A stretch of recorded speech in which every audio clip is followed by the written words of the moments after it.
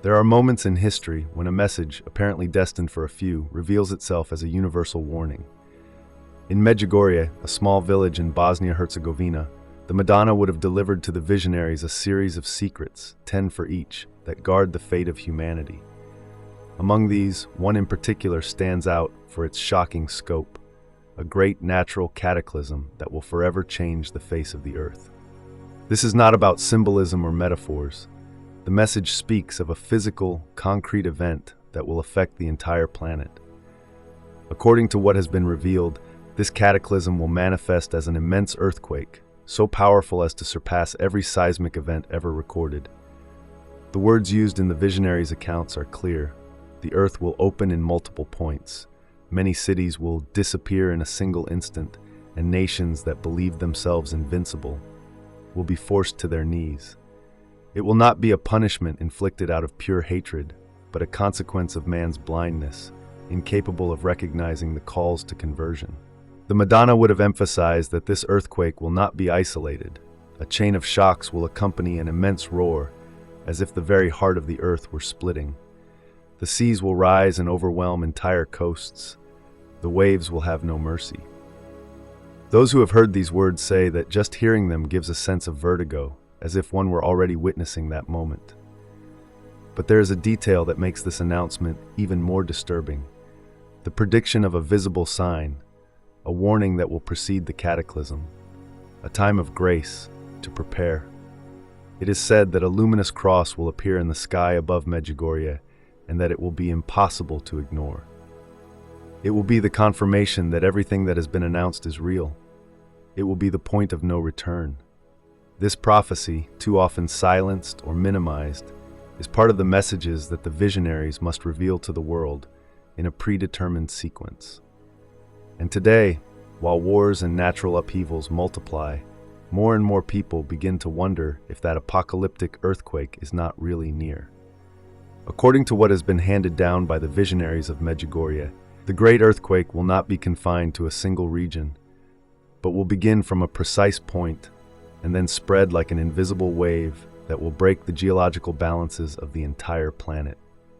Some accounts speak of the Balkan region as the first epicenter, a fracture that will tear the earth near southern Croatia and Bosnia-Herzegovina, a place all too close to that hill of apparitions that millions of pilgrims have visited, convinced they would receive consolation and hope. The Madonna, the visionaries tell, would have explained that the earthquake will be accompanied by an unreal silence, a suspension of time, as if creation were holding its breath. Then, suddenly, a deep roar will shake the bowels of the earth. The first shocks will last several minutes, but they will be so violent as to bring down buildings that were believed to be eternal. Mostar, Dubrovnik, Split, cities that were once the scene of conflicts, will now become symbols of a new devastation, this time of natural origin. But the telluric wave will not stop in the Balkans. Like a serpent awakening, it will travel the Adriatic ridge and spread towards central Italy, particularly hitting regions already wounded by historical earthquakes. There is talk of L'Aquila, Norcia, and the Amatrice area, where the ground will open again, but in a way more vast than any other past event. According to some accounts, this will be one of the clearest signs that the prophecy is being fulfilled. Italy will tremble simultaneously with the Balkans, a phenomenon that no science will be able to fully explain. Yet it will not only be Europe that bends under the fury of this global shock. The Pacific, with its already unstable faults, will react like a huge drum shaken by a blow. California, and particularly the Los Angeles and San Francisco areas, will suffer simultaneous collapses. It is said that in a few instants the sea will advance kilometers inland, bringing with it ships torn from ports, houses, and lives.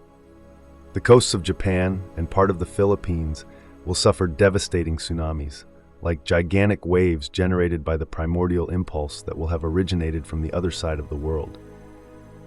If there is a region of the world where the Earth seems to live in a state of constant tension, it is the belt that surrounds the Pacific Ocean, known as the Ring of Fire. It is here that tectonic plates collide in an invisible dance, generating earthquakes and active volcanoes, as if nature itself were on the verge of exploding. And it is no coincidence that precisely this zone has been indicated, according to some interpreters of the Medjugorje messages, as one of the secondary epicenters of the great cataclysm that will shake the earth. California, in particular, is the beating heart of this prophecy. The San Andreas Fault, a scar over 1,200 kilometers long that crosses the state from north to south, has been monitored by geologists for decades for the so-called Big One, an expected earthquake that has never yet occurred in its most destructive form. But according to some spiritual commentators linked to Marian revelations, the big one that science speaks of will be nothing compared to what the Madonna would have announced at Medjugorje. The earthquake described in the secrets would be of apocalyptic proportions, beyond the 10th degree of the Richter scale, with devastating effects over a vast area. It is said that Los Angeles will be split in two, with entire neighborhoods that will sink or be swept away by subsequent landslides and fires. The jagged coast, so beloved by millions of people, will break. San Francisco, already tested by earthquakes in the past, will be hit by a seismic wave that will bring down bridges and break electrical lines. Entire skyscrapers will bend like papier-mâché. But it will not only be the movement of the earth that terrorizes the population. The cataclysm will trigger a tsunami of unprecedented proportions, with waves that will form offshore and travel at very high speed toward the coasts of California, Oregon, and Mexico. The water will advance with fury, submerging coastal neighborhoods, airports, and entire infrastructures. The port of Long Beach will be completely invaded. The images that we can only imagine as scenes from movies will become dramatically real. The Madonna, in the messages connected to this vision, would have hinted that the real terror will not only be the force of the shock or the height of the waves. It will be the awareness of a humanity caught completely unprepared, incapable of recognizing the signs of a time that was changing. The lights of cities will go out, skyscrapers will become broken shadows in the dust, and screams will mix with the roar of the advancing sea. It will be as if nature, held back too long by a fragile apparent calm, released in an instant centuries of tension. Yet just when the world seems to sink into a vortex of despair, a new light will make its way through the rubble. The Madonna would have promised that from the heart of this immense pain will be born gestures of unknown beauty, strangers who will help each other like brothers, men who for the first time will raise their eyes to heaven with sincere tears, divided families who will find themselves united before the only truth that matters. When the waves retreat and silence returns, there will no longer be the same lives as before, but a wounded humanity finally aware of its own fragility. Future chronicles, perhaps, will speak of this day as the greatest natural disaster of all time. They will tell of cities swallowed, of coasts rewritten forever. But the souls who will have known how to listen will know that in that cataclysm, there was also a design of mercy. The last possibility to choose the light when darkness seemed total. The Virgin would have assured that whoever guards the faith will not remain without refuge, that a new peace will be born precisely among the ruins of what seemed untouchable. It will be a time of trial, yes, an hour that will lay bare every human pride, but it will also be the dawn of a world that will finally learn to bow its head, to recognize that nothing truly belongs to man except his heart. In that tremendous hour, when California, the Pacific, and distant nations will find themselves united in a single destiny, the secret door of grace will also open, the possibility of beginning again, purer, truer.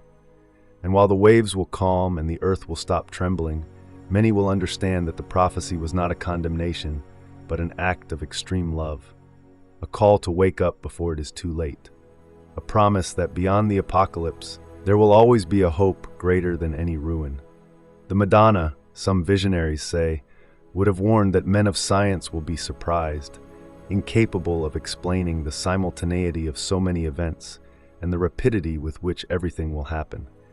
But those who will have listened to her messages will know that nothing was sudden. Everything had been announced, everything foreseen. And the Pacific, symbol of vastness and calm, will be transformed for a time into an abyss of fire and water, announcing that the time of change has come.